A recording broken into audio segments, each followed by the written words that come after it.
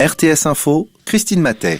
Petit pas en avant, décision irresponsable ou assouplissement purement symbolique, l'annonce du Conseil fédéral de rouvrir dès lundi, mais sous condition, les terrasses, les cinémas, les théâtres et les stades de football ne fait pas l'unanimité. Tout le monde appelle cependant à respecter les mesures de protection alors que la situation épidémiologique demeure instable.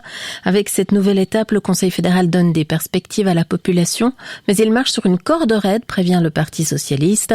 Le président des Verts, Balthazar Gletli, estime en revanche qu'annoncer des ouvertures alors que les chiffres sont repartis à la hausse est irresponsable. La conférence suisse des directeurs cantonaux de la santé, de son côté, estime justifier une stratégie d'ouverture progressive et prudente. Le PLR, le Centre et les Verts libéraux ont de leur côté également salué les annonces faites par le Conseil fédéral. Le canton de Vaud ouvre à son tour la vaccination contre le coronavirus à de nouvelles classes d'âge. Les personnes de 50 ans et plus peuvent désormais prendre rendez-vous. Pour augmenter le rythme, un vaccinodrome va ouvrir lundi prochain à Lausanne et un deuxième sera disponible au centre des congrès de Montreux dès le 26 avril. Le Conseil fédéral veut examiner comment la Confédération peut encourager la production et le développement en Suisse de médicaments et de vaccins contre le Covid-19. Le gouvernement souhaite aussi que les traitements à base d'anticorps soient rapidement disponibles. Des gros dégâts dans le Jura, le gel a abîmé les damasciniers en Ajoie. Entre 80 et 90% des fleurs ont gelé à ce stade, selon le coprésident de l'interprofession de la Damascine. Les arbres fruitiers à pépins ont aussi souffert du gel.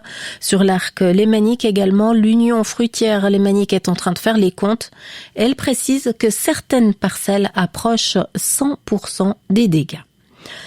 La cathédrale Notre-Dame de Paris, dévastée par un incendie il y a 2 ans, rouvrira en 2024. C'est ce qu'a promis aujourd'hui la ministre française de la Culture, Roselyne Bachelot, en annonçant que la souscription publique lancée pour la restauration avait permis de réunir les fonds suffisants.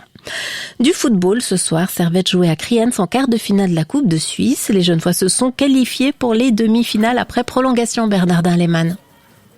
Oui, c'était très compliqué pour Servette. Mené 1-0, puis mené 2-1, mais Servette est à chaque fois revenu. C'était pas un grand Servette ce soir au Kleinfeld de Kriens, il faut bien le dire, mais au final, grâce à un but d'Ondoua inscrit à la 107e minute en prolongation donc, eh bien Servette acquiert l'essentiel, ce qui veut dire une qualification pour les demi-finales de la Coupe de Suisse, tout comme Saint-Gall qui s'est imposé à Zurich contre Grasshopper 2-1. Et Servette connaîtra dans les prochaines minutes son adversaire en demi-finale. Ce sera soit Saint-Gall, soit Lucerne, soit Aarau.